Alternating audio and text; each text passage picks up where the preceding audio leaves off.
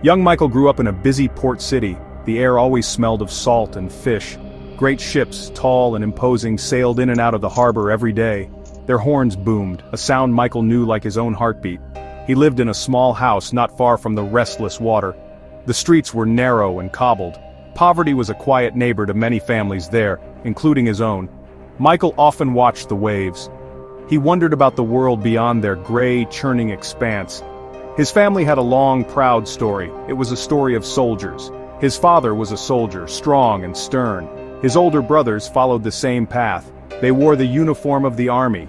It was a tradition, a duty, a way of life passed down. Michael saw the pride in his father's eyes.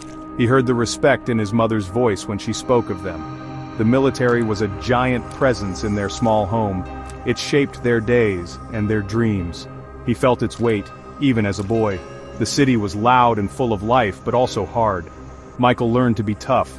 He saw men work hard on the docks. He saw sailors from distant lands. Their faces told stories of adventure and hardship. He felt a pull towards the sea, like many boys in his city. But the call of the army was louder in his home. It was an expectation, unspoken yet clear. He was surrounded by tales of bravery, of service, of sacrifice. These tales were the bedrock of his childhood. He often felt like a small boat in a big ocean. The future seemed vast and uncertain. Would he be a soldier too? Was that his only path? He looked at his father's medals, gleaming faintly in the dim light of their home. They spoke of a world he did not yet understand, a world of discipline and danger. He carried these thoughts with him, down by the noisy docks. He carried them as he watched the endless dance of the tides. His early life was a tapestry woven with sea mist and soldiers' tales. Michael's mother was the quiet anchor of their family.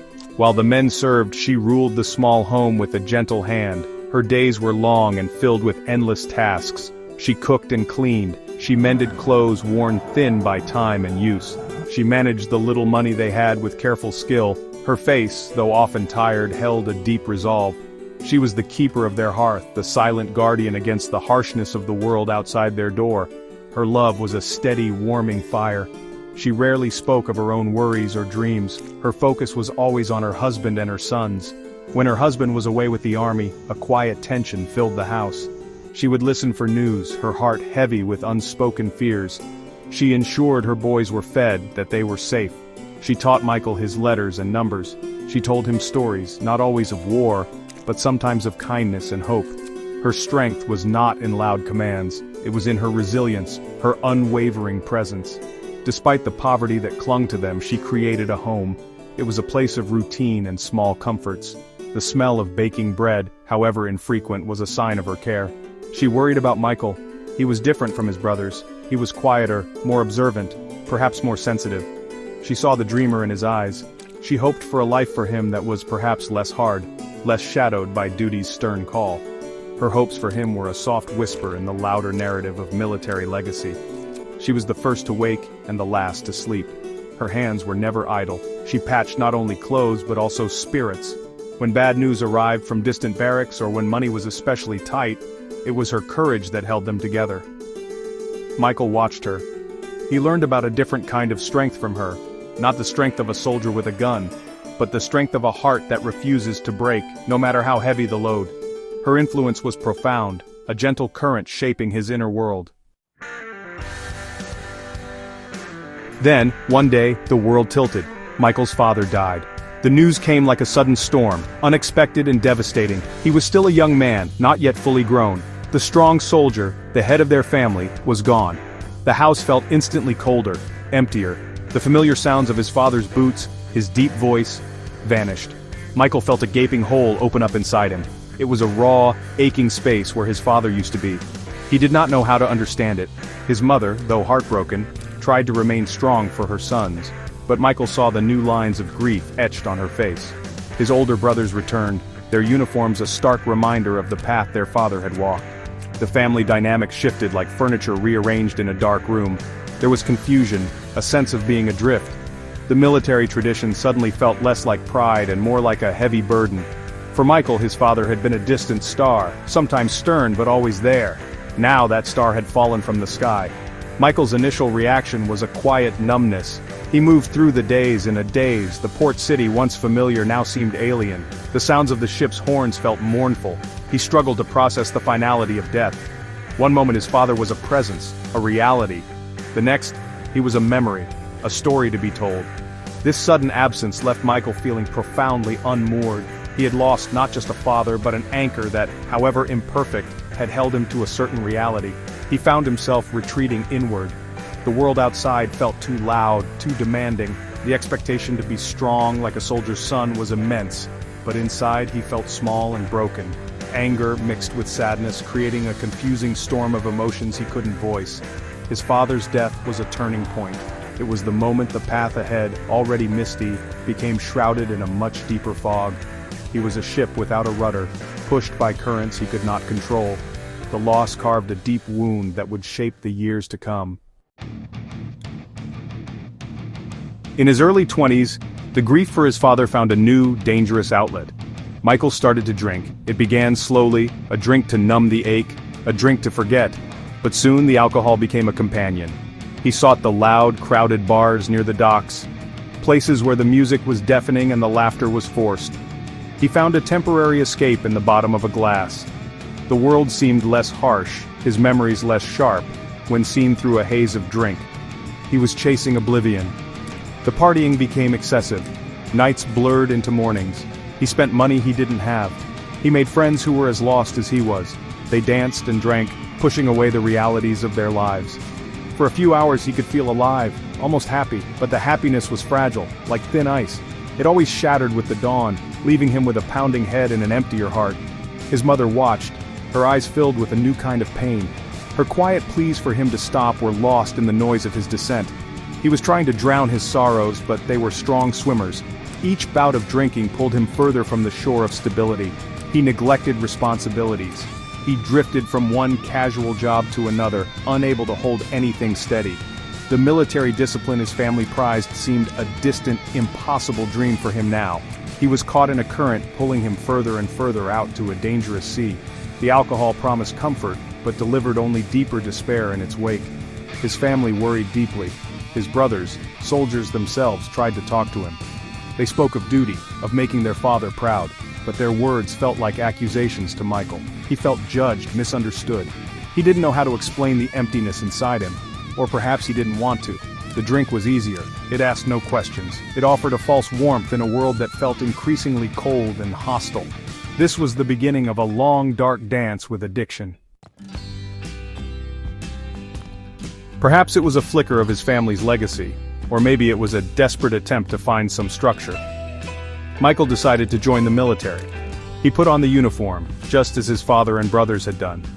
For a brief time he tried to walk their path. He hoped it would straighten him out, give him a sense of purpose. He thought the army might teach him the discipline he so sorely lacked. He yearned for something to hold on to, something to make him feel whole again after his father's death. His time in the military was short. It lasted only a year. The rigid discipline, the strict routines, they did not suit him. Or perhaps he did not suit them.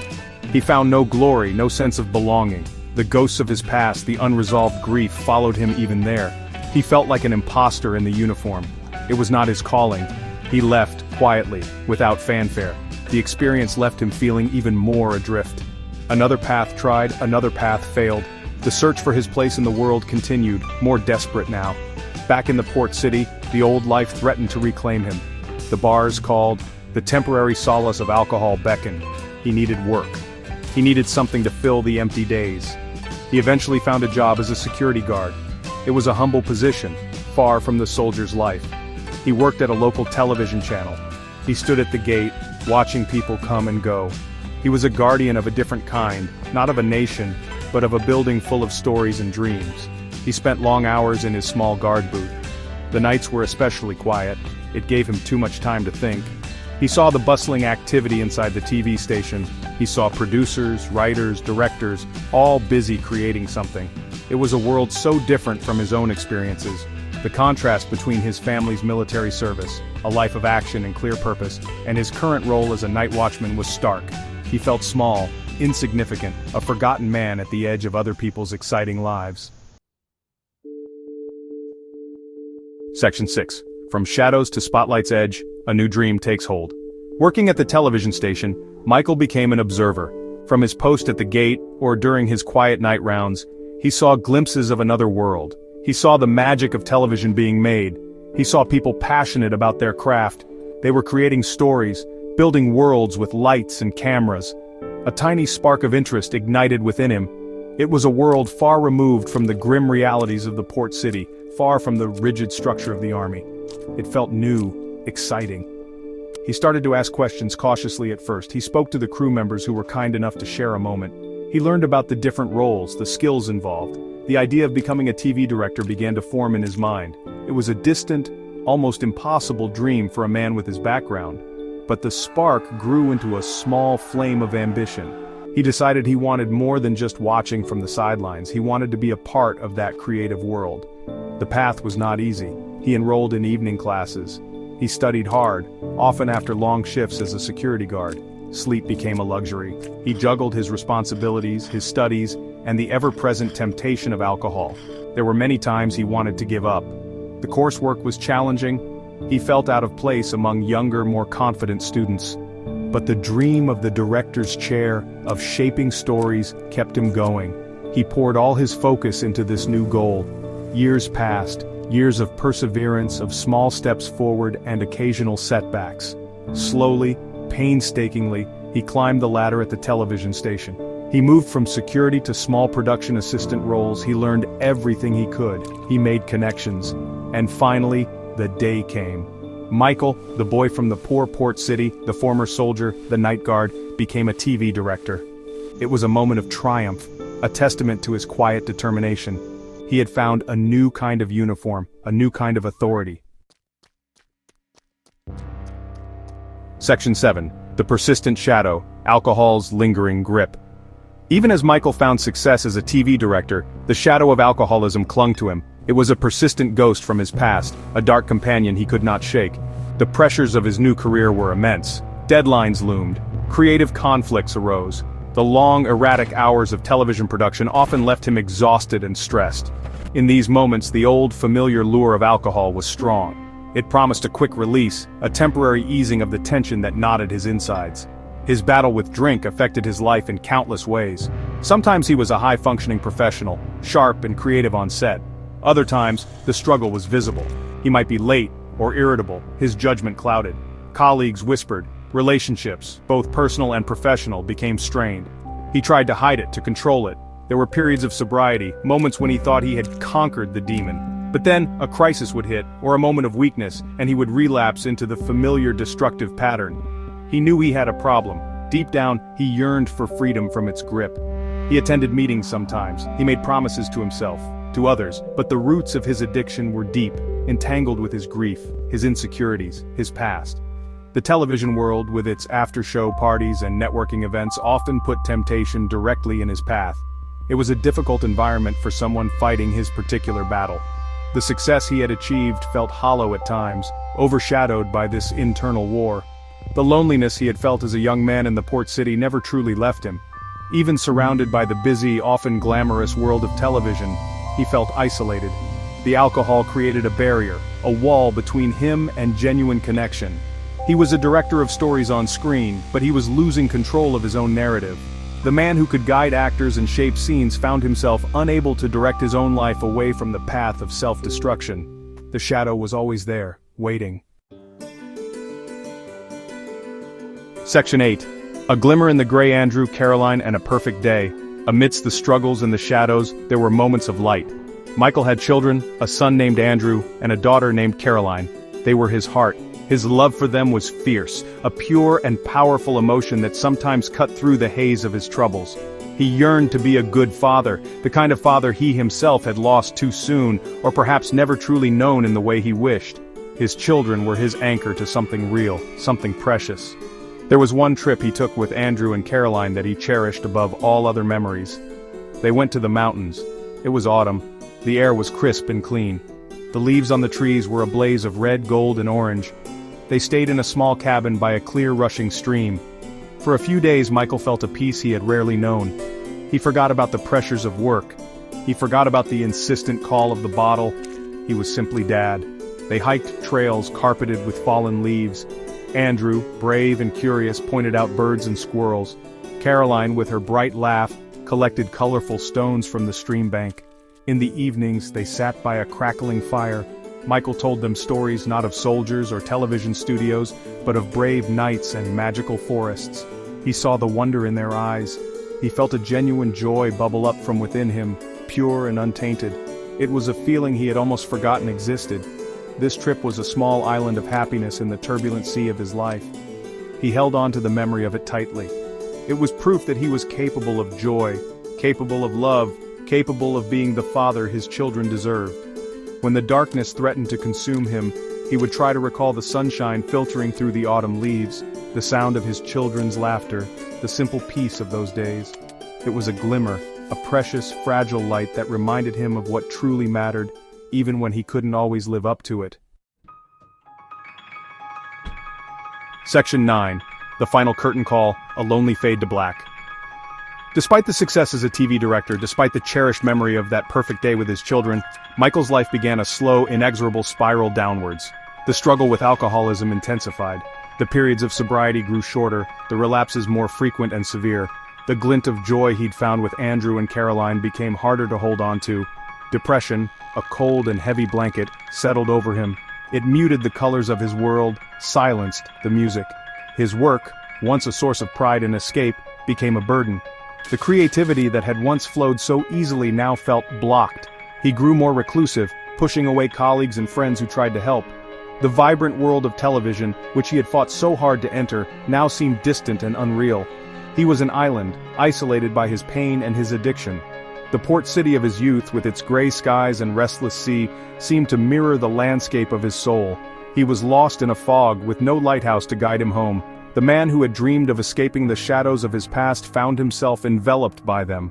The military discipline he once flirted with, the creative passion he had discovered, neither could ultimately save him from himself. The happy memories, like the trip with his children, became bittersweet reminders of what he was losing, of the life he was letting slip through his fingers. His health deteriorated, his spirit withered. The laughter of Andrew and Caroline became a distant echo. Michael died alone. His end was not dramatic, not a grand tragedy played out on a stage. It was a quiet fading, a lonely departure from a world that had offered him both hardship and moments of brilliance. His journey, from the poor port city, through the trials of his youth, to the director's chair, and finally to this solitary end, was a bittersweet tale. A story of dreams pursued and demons battled, of love found and ultimately, of a profound, overwhelming sadness. The final curtain had fallen on a life marked by both triumph and deep, unhealed wounds.